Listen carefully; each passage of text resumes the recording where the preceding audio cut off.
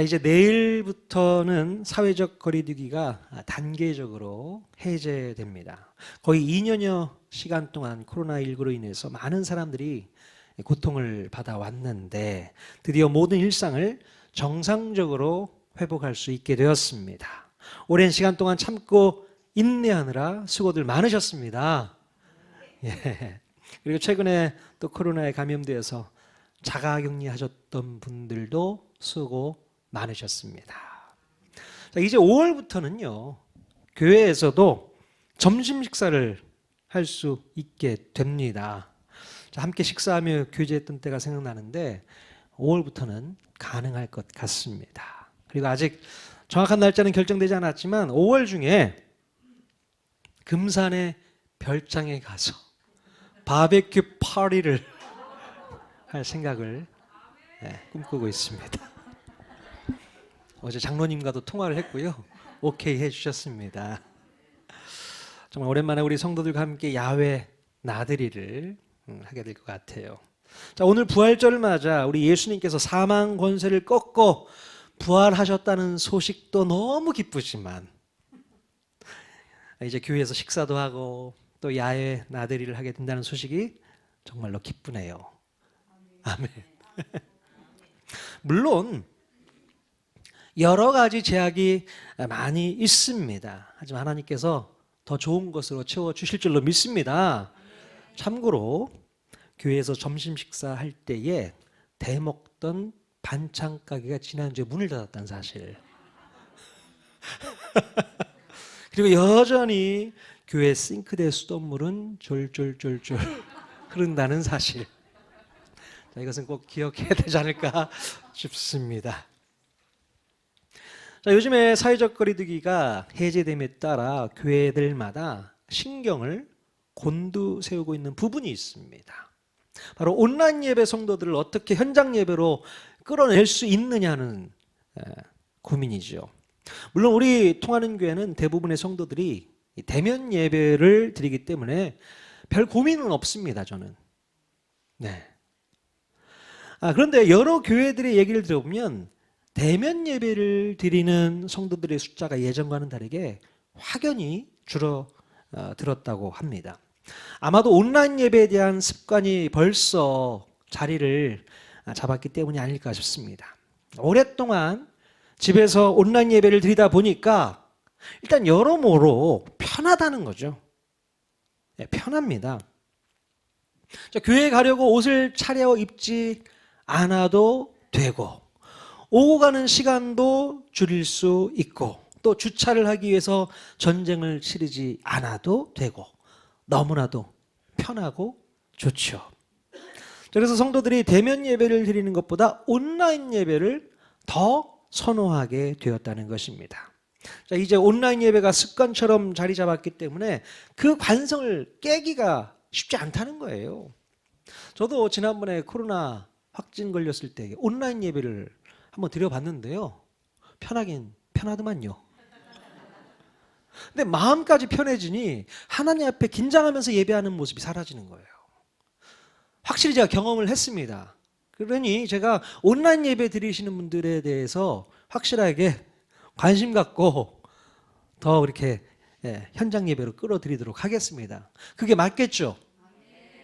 물론 이 부득이한 상황 때문에 어쩔 수 없이 온라인 예배를 드려야 한다면 모르겠지만 그렇지 않고 그냥 편하게 예배드리는 것이 좋아서 온라인 예배를 드린다면 이것이야말로 우리가 반드시 끊어야 할 육적인 습관이 아닐까 싶습니다.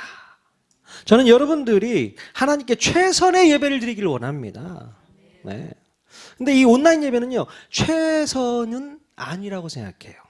최선은 아니고 차선밖에는 되지 않습니다. 부득이하게 어쩔 수 없이 해야 한다면 할 수 있지만 저는 최선의 예배는 바로 현장에서 드리는 예배라고 생각을 합니다. 자, 그러므로 아브라함이 오랫동안 함께 지냈던 이스마엘을 과감하게 내보냈던 것처럼 여러분의 삶 속에서도 편하게 예배하고자 하는 마음은 과감하게 끊어내야 한다는 것이죠.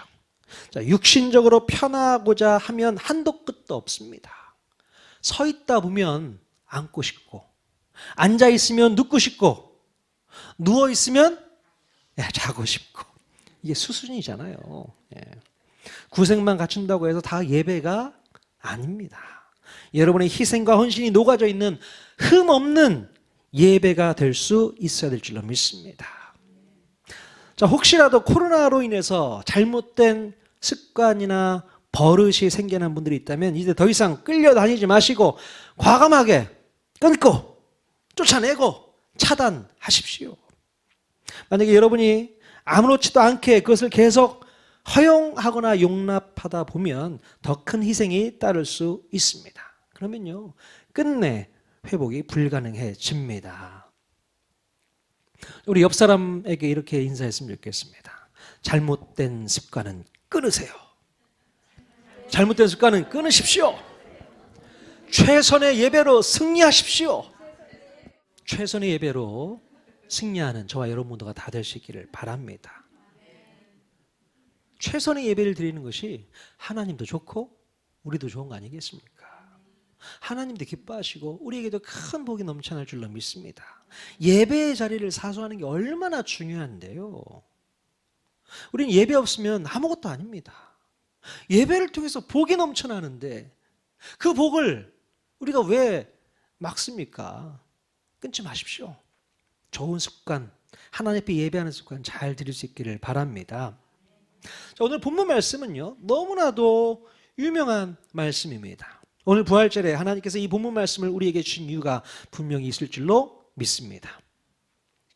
자, 약속의 아들 이삭이 태어난 후에 최소한 15, 16년이 지난 시점에서 생긴 일이라고 볼 수 있습니다. 자, 이때 아브라함은요, 하나님의 부르심을 받고 가나안 땅에 들어온 지 몇 년 정도가 되었을까요? 잘 한번 생각해 보십시오. 자, 아브라함이 75세에 가나안 땅에 들어왔으니까 대략 40년 가까이 되었다는 얘기입니다. 사랑하는 이삭도 잘 자라주고 있고 아브라함은 행복한 나날들을 보내고 있었을 것입니다. 자, 그런데 무엇보다도 아브라함은 하나님과 깊은 관계를 맺고 지내는 사이가 되었다는 거예요. 바로 앞장에 있는 창세기 21장 33절 말씀 같이 한번 읽어보겠습니다. 시작. 아브라함은 부엘세바에 에셀 나무를 심고 거기서 영원하신 여호와의 이름을 불렀으며. 네. 자, 여기서 영원하신 여호와의 이름을 불렀다는 것은 무슨 뜻일까요? 영원하신 여호와의 이름을 불렀다. 40여 년이라는 시간이 지난 만큼 아브라함에게는 하나님을 아는 지식이 더 깊어졌다는 얘기입니다. 그래서 이제는 서로가 친밀한 관계가 되었음을 말해주고 있어요. 얼마나 많은 우여곡절이 있었습니까? 그 시간 동안 미운 정, 고운 정, 하나님하고 관계 속에서 그게 다 들어버린 거예요. 정말로 하나님과 아브라함이 그렇게 친밀한 사이가 되었는지 한번 확인해 보도록 하겠습니다. 창세기 22장 1절 말씀 같이 읽겠습니다. 시작. 그 일 후에 하나님이 아브라함을 시험하시려고 그를 부르시되 아브라함아 하시니 그가 이르되 내가 여기 있나이다. 네. 어느 날 하나님께서 아브라함의 이름을 부르셨는데 아브라함이 하나님의 음성에 곧바로 반응하는 것을 볼 수 있게 됩니다. 여러분, 하나님과 가까이 지내는 사이가 아니면 하나님의 음성을 듣기가 쉽지 않습니다. 잘 안 들려요. 그런데 바로 앞에서 아브라함이 영원하신 여호와의 이름을 불렀다는 그 말씀에 아브라함이 하나님과 친밀한 관계를 맺고 있었다는 힌트를 우리가 얻을 수 있게 됩니다. 자, 그런데 왜 하나님께서는 갑자기 아브라함을 부르셨다고 했습니까? 바로 하나님께서는 아브라함을 시험하시기 위해서 부르셨다고 했습니다. 자, 뜬금없이 무슨 시험을 하시겠다는 것일까? 자, 출제된 문제가 뭔지 한번 살펴보도록 하겠습니다. 창세기 22장 2절 말씀 또 읽겠습니다. 시작. 여호와께서 이르시되 내 아들 내 사랑하는 독자 이삭을 데리고 모리아 땅으로 가서 내가 내게 일러준 한 산 거기서 그를 번제로 드리라. 네. 자, 시험 문제가 무엇이었습니까? 바로 독자 이삭을 죽여서 번제로 바치라는 내용이죠. 여러분 이 문제를 보았을 때 출제자의 출제 의도를 아시겠습니까? 예. 하나밖에 없는 아들, 그것도 100세에 어렵게 얻은 아들을 죽여서 번제로 바치라니요. 말이 됩니까? 이런 말도 안 되는 시험 문제가 어디 있습니까? 지난번에는 이스마엘을 떠나보내야 하는 시험이었다면 이번에는 이삭을 떠나보내야 하는 시험을 보게 되었던 것입니다. 지난번에 아브라함은 이스마엘을 떠나보낼 때에 정말로 힘들고 괴로워했었어요. 그러나 이삭이라도 남아있으니 꼭 참고서 내보낼 수 있었는지는 모르겠어요. 자, 그런데 이번에는 마지막 남은 아들 이삭마저 떠나보내야 한다니 아브라함에게는 청천벽력이 아닐 수 없었을 것입니다. 여러분 사랑하는 아들 이삭을 어떻게 떠나보낼 수 있겠습니까? 여러분 같으면 가능하시겠습니까? 임창 집사님 가능하시겠습니까? 못해요. 못하죠. 어떻게 해요? 자, 그런데요, 아브라함은요, 번제에 쓸 나무를 미리 쪼개서 준비하고 다음날 아침 일찍 2명의 종들과 이삭을 데리고 출발하게 됩니다. 그 발걸음이 얼마나 무거웠을까요? 저 같으면 굳이 아침 일찍부터 서두르지는 않았을 것 같습니다. 그냥 천천히 시간을 벌면서 하나님의 명령을 지연시키려고 했었을지 모르겠어요. 그런데 아침 일찍부터 서둘렀다는 것은 아브라함의 마음에 뭔가 확고한 결단이 섰던 것 같습니다. 도대체 아브라함의 마음에 무슨 마음이 들었던 것일까요? 뭔가 확고한 결심이 섰기 때문에 아침 일찍, 제가 볼 때는 밤새도록 잠을 안 잤을 것 같아요. 잠이 오겠습니까? 그래서 아침 일찍 일어났을까요? 자, 아브라함이 머물렀던 부엘세바에서 모리아 산까지는 며칠이 걸렸습니까? 성경에 안 나와 있나요? 3일 걸렸잖아요. 우리 예성이 어디 갔어? 예성이한테 물으면 바로바로 답 나오는데, 예성아 온라인 예배 드리고 있니?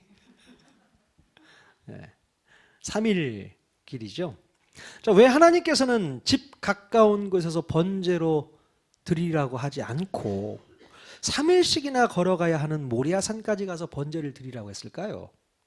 왜 그랬습니까? 예성아 왜 그랬어? 왜 그랬을까요?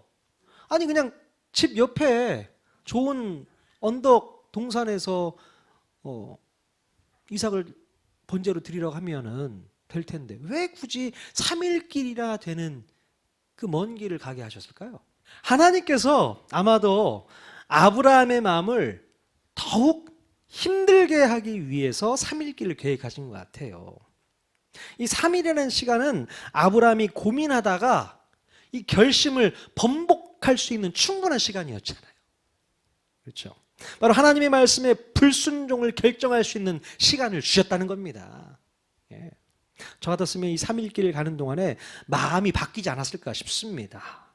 차라리 내가 죽고 말지. 시원아, 차라리 내가 죽고 말지. 내가 어떻게 이 생태 같은 자식을 번제로 바칠 수 있단 말인가, 이런 생각을 했을 것 같아요. 계속해서 고민하고 생각하고 묵상하다가 결국에는 돌아서지 않을까 생각이 되어집니다. 그래서 이 3일길이란 충분히 내 마음을 바꿀 수 있는 시간인 거죠. 근데 그 시간을 하나님께서 허락해 주셨다는 겁니다. 참 얄밉죠, 우리 하나님. 이렇게 하나님께서는 아브라함을 시험하기 위해서 방해물까지도 설치해 두셨다는 것입니다. 그럼에도 불구하고 아브라함은 그 3일길 방해물에도 전혀 마음이 흔들리지 않고 묵묵히 이겨내는 것을 볼 수 있습니다. 자, 이제 모리아산 밑에 도착한 아브라함은 종들에게 기다리라고 하고서 아들 어깨에 번제에 쓸 나무를 지우게 하고서 산을 오르게 됩니다. 저 같으면요, 이 종들 있잖아요, 2명 데리고 간 종들 같이 올라가자고 했을 것 같아요. 왜 그랬을까요? 만약에 종들이 옆에 있으면 내가 이삭을 죽이려고 할 때 종들이 주인님 이러시면 안 됩니다. 막을 거 아니야. 이거 놔라. 이러시면 안 됩니다. 이거 놔. 그러면서 안 되겠네. 칼 내려놓을 수 있잖아요. 종들 때문에라도. 그렇게 변명이라도 할 수 있잖아요. 아브라함은 그럴 것을 미연에 방지하기 위해서 종들을 띄워놓고 둘만 올라가게 되죠. 여러분, 번제에 쓸 나무를 이삭의 어깨에 지우게 했던 것을 보면 이삭의 나이가 대충 짐작이 되죠. 우리나라의 나이로 따진다면 한 고등학생 정도 나이는 아닐까 싶어요. 아직 시원이가 그 나무 짐짝을 들고 올라가기에는 좀 버거울 것 같습니다. 그죠? 그러니까 고등학생 정도의 나이가 아닐까. 그래서 한 16, 17 정도 건장한 청소년이지 않을까 추측해 볼 수 있습니다. 자, 여러분, 여기서 이삭이 어느 정도 성장했느냐가 매우 중요한 포인트죠. 왜냐하면 이삭이 태어난 지 얼마 되지 않았거나 아무런 힘도 못 쓰는 유아기였다면 이삭을 결박하고 죽이려고 할 때에 아무런 문제가 되지 않기 때문에 그렇습니다. 반항이 없잖아요. 자, 그런데 지금처럼 이삭이 힘께나 쓸 수 있는 청소년기 때라면 상황은 달라지죠. 100세도 훨씬 넘은 노인이 이삭을 결박하고 죽이려고 할 때에 이삭은 충분히 아버지를 제압해서 그 상황을 모면할 수 있었을 것입니다. 그런데 아버지가 이삭을 결박하려고 할 때에 이삭이 아무런 저항도 하지 않은 것을 보면 그때 당시 이삭은 아버지 아브라함을 진심으로 사랑하고 또 신뢰했고 또 아버지의 말씀을 절대로 불순종하지 않는 착한 아들이었음을 우리가 알 수 있습니다. 아마도 이삭은 아버지가 자기를 죽이려고 해도 아버지를 절대적으로 믿고 있었기 때문에 저항하지 않았을 것 같습니다. 여러분, 나무 짐을 어깨에 메고 모리아 산길을 걸어 올라가는 이삭을 한번 상상해 보십시오. 그리고 아버지가 자기를 결박하고 죽이려고 할 때에도 아무런 저항도 하지 않는 그 모습을 한번 상상해 보십시오. 여러분, 누가 생각날 정도로 이 상황이 비슷합니까? 누가 생각나야 되는 거예요? 그렇죠. 예수님이죠. 바로 나무 십자가를 어깨에 메고 골고다 언덕길을 걸어 올라가시는 그 예수님이 떠오르게 됩니다. 그리고 십자가에 못 박힐 때에도 순한 어린 양처럼 아무런 저항도 없이 순종하는 그 모습이 떠오르게 됩니다. 바로 이삭은 예수 그리스도의 예표이고 예수 그리스도의 그림자였던 것입니다. 아브라함은 앞으로 2000년 뒤에 지금과 똑같은 사건이 펼쳐지게 될 것이라는 사실도 모른 채 오로지 하나님의 말씀에 순종하여 아들 이삭을 단번에 죽이려고 했습니다. 자, 아브라함은 어떻게 이렇게 아무런 감정 변화도 없이 하나님의 명령을 따를 수 있었을까요? 아브라함은 피도 눈물도 없는 그런 무정한 사람이었던 것일까요?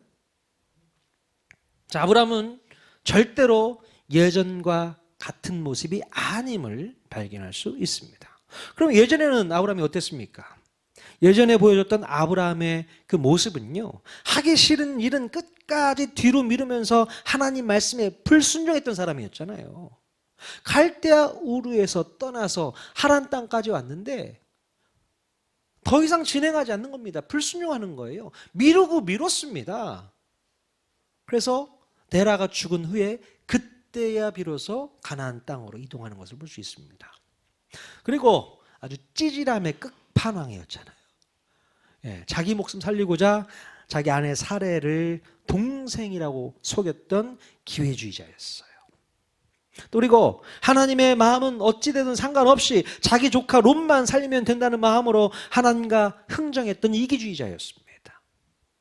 또 인간적인 방법으로 낳은 이스마엘에게만 집중하면서 하나님의 꿈과 비전에 대해서는 외면했던 개인주의자였어요. 이게 바로 아브라함이었습니다. 자, 그런데 정말로 40년이라는 시간이 지나서 그랬을까? 이 아브라함에게서 예전과 같은 믿음 없고 수준 나는 모습은 전혀 찾아볼 수 없습니다. 하나님의 황당한 명령에도 불구하고 하나님의 말씀에만 집중하는 단호한 모습을 보여주고 있습니다.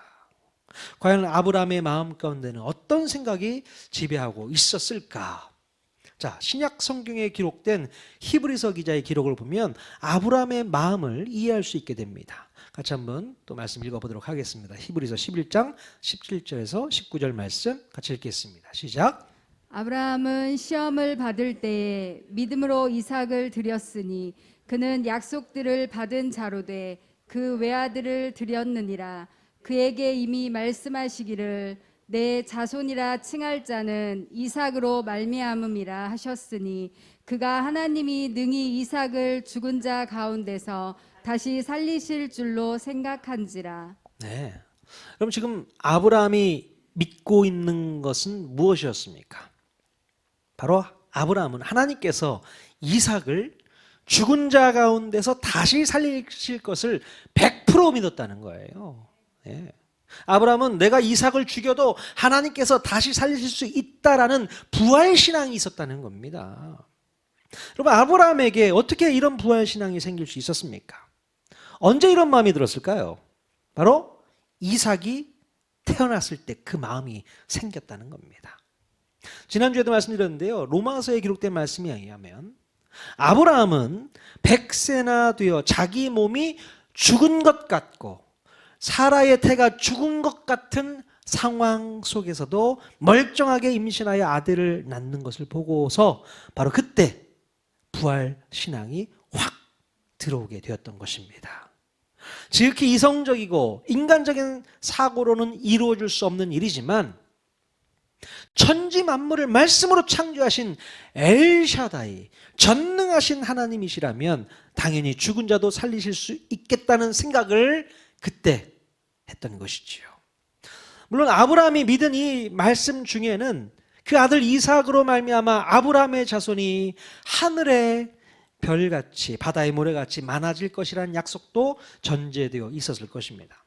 그러니 아브라함은 하나님께서 이 약속을 지키시기 위해서라도 반드시 이삭을 다시 살려내실 것을 믿을 수밖에 없었던 것이지요. 그래서 아브라함은 하나님의 약속과 죽은 자의 부활을 믿음으로 말미암아 하나님의 시험에 당당히 합격 점수를 받아낼 수 있었던 것입니다. 예. 아브라함이 처음부터 이렇게 부활 신앙을 그 마음 가운데 탑재할 수 있었던 것이 아닙니다. 이 아브라함이요, 이처럼 놀라운 부활 신앙을 갖기까지 어떤 과정이 있었냐면요, 자기 나이 100세, 사라 나이 90세라는 죽음의 시간까지 왔어야 했다는 겁니다. 자, 그런데 그 죽음의 시간에서 이삭이라는 생명이 태어나게 됨으로 말미암아 그때 비로소 부활 신앙을 가질 수 있게 되었던 것입니다. 여러분, 하나님께서는요, 우리에게 처음부터 부활 신앙을 가져야 한다고 말씀하지 않으셨어요. 우리가 이 놀라운 부활 신앙을 가질 수 있도록 하기 위해서 하나님께서는 먼저 우리를 죽음의 상황까지 겪게 하시고 또다시 회복시켜 주심으로 말미암아 부활 신앙이 뭔지를 맛보게 하신다는 겁니다. 이게 부활 신앙이야. 자, 그리고 나서 우리가 부활 신앙으로 완벽하게 장착되면 어떠한 어려운 순간이 찾아온다 하더라도 우리가 부활 신앙으로 승리하는 모습을 우리 하나님께서는 직접 보고 싶어 하신다는 것입니다. 우리가 그 믿음을 하나님께 증명해 보여드릴 수 있어야 되지 않을까요? 그 부활 신앙이라는 거. 교회에서 늘 부활절만 되면 부활 신앙을 가져야 된다. 부활 신앙을 가져야 된다. 그런 얘기를 하지만요. 여러분, 걱정하지 마십시오. 하나님께서 우리에게 부활 신앙을 갖도록 해 주신다는 사실입니다. 계속해서 죽고 사는 그런 문제에 우리를 떠미는 거예요. 죽었다가 살렸다가 죽었다가 살렸다가 하나님께서 그 일을 계속 우리의 삶 가운데 반복하신다는 겁니다. 죽을 때는 너무 힘들어요. 언제까지 하나님께서 이렇게 죽음에 내모시나? 근데 그렇게 죽게만 하지 않습니다. 또 다시 회복시키시고 부활의 경험을 하게 하신다는 것이죠. 아하, 이것이 부활의 소망이구나. 다시 회복시켜 주시는구나. 사망의 길만 걸으라고 하지 않는구나. 부활의 길도 분명히 있다는 사실을 깨닫게 하시는구나. 그것을 오랜 시간 동안 겪고 경험하면서 깨닫게 되는 것입니다. 그죠? 신앙생활을 오래 하셨던 분들은 마음가운데 부활 신앙이 이미 와 있는 분들도 계십니다. 힘들고 어려운 시간이 찾아오면 괜찮아. 이겨낼 수 있어. 결국 하나님께서 회복시켜 주실 거야. 부활시켜 주실 거야. 그 믿음이 있다는 것이죠. 근데 나는 아직까지 내 마음 가운데 부활 신앙이 없는 것 같아. 하지만 걱정하지 마십시오. 하나님께서 여러분 삶 가운데 부활 신앙을 갖도록 하기 위해서 들었다 놨다 들었다 놨다 이 작업을 계속 하실 겁니다. 두렵지 않으세요? 우리에게 늘 좋은 일만 있지 않잖아요. 우리가 힘들고 어렵고 고통스럽고 괴로운 일들이 얼마나 많습니까? 그러나 그것으로만 살지 않게 하시고 우리를 회복시키시는 하나님의 놀라운 능력을 여러분 경험할 수 있기를 바랍니다. 아니, 때가 돼서 된 거지 뭐. 우연히 이루어진 거지 뭐. 아니요. 하나님께서 여러분들을 훈련시키시는 방법입니다. 부활신앙이 뭔지를 맛보게 하시는 거예요. 계속. 그러다가 결정적인 순간에 부활신앙의 모습으로 승리하라는 그 얘기입니다. 아멘. 자, 그러면 오늘 하나님께서 아브라함에게 출제한 기말고사는요, 아브라함이 부활신앙을 확실하게 가졌는지를 묻는 그런 시험이었습니다. 마찬가지로 우리 하나님께서는 우리가 부활신앙을 제대로 가졌는지를 확인하기 위해서 죽이고 살리는 일 계속 끊임없이 반복하실 것을 기대하시기 바랍니다. 기대하세요. 우리에게 부활신앙을 갖도록 하시기 위한 하나님의 훈련 방법입니다. 여러분, 지금까지 우리가 코로나로 인해서 사망과 죽음을 경험했다면 이제부터는 다시 부활과 회복을 경험하게 될 줄로 믿습니다. 많은 분들이 이 코로나로 인해서 얼마나 많은 사망을 경험합니까? 얼마나 많은 죽음을 경험합니까? 가게들이 다 문을 닫고 얼마나 많이 힘들고 어려웠던 시간들을 견디고 견뎠습니까? 자, 그런데 오늘 부활주의를 맞아서 그 상황과 환경이 바뀌고 전세가 역전되고 하나님께서 다시 우리를 살리시는 놀라운 역사가 있게 될 줄로 믿습니다. 교회도 마찬가지죠. 하나님께서 이 교회가 부활의 믿음, 부활 신앙을 갖도록 하기 위해서 죽고 사는 문제를 계속 반복적으로 이루게 하실 거라는 것을 우리가 기대해야 될 줄로 믿습니다. 교회가요, 힘들 때도 있고요, 핍박받을 때도 있고 고난받을 때도 있고 고통받을 때도 있습니다. 하지만 두려워하지 마세요. 결국 승리케 하실 줄로 믿습니다. 부활신앙이라는 게 바로 이런 거야. 이런 부활을 하려면 죽음이 먼저 있어야 되는 거잖아요. 예수님께서 십자가에 먼저 달리셔야 되는 거잖아요. 그래야만 부활이 있는 것처럼 오늘 저와 여러분의 삶 가운데 죽음이 찾아와도 걱정하지 마십시오. 염려하지 마십시오. 부활케 하시는 하나님의 놀라운 능력을 믿고 주님을 바라보실 수 있기를 바랍니다. 아브라함이 자기 사랑하는 독자 이삭을 하나님께 기쁨으로 바칠 수 있었던 것은 바로 이 부활 신앙을 가지고 있기 때문입니다. 언제 어느 때 하나님께서 여러분들에게 네가 가장 소중하게 여기는 그것을 나한테 바치라라고 말씀하셨을 때에 얼마나 힘들고 어려운 시험입니까? 그 시험 여러분도 충분히 합격하실 수 있습니다. 아멘. 실력 있는 분들은 꼭 그러잖아요. 선생님 시험 언제 봐요? 이렇게 물어보는 애들 있잖아요. 얄미운 애들. 꼭 공부 잘하는 애들이 그러잖아요. 선생님 시험 언제 봐요? 우리 은정 집사님 옛날에 그런 학생이었습니까? 절대 안 물어보는 학생? 예. 어떤 시험을 보더라도 당당하게 볼 수 있는 그런 실력 있는 학생들 다 될 수 있길 바랍니다. 주님 저에게 어떤 시험을 맡겨주셔도 잘 이겨낼 수 있게 인도해 주십시오. 합격 점수 받을 수 있게 해 주십시오. 그 믿음으로 이 땅을 승리하며 살아갈 수 있게 해 주십시오. 그렇게 승리하는 저와 여러분보다 다 될 수 있기를 주님의 이름으로 간절히 축원드립니다. 아멘.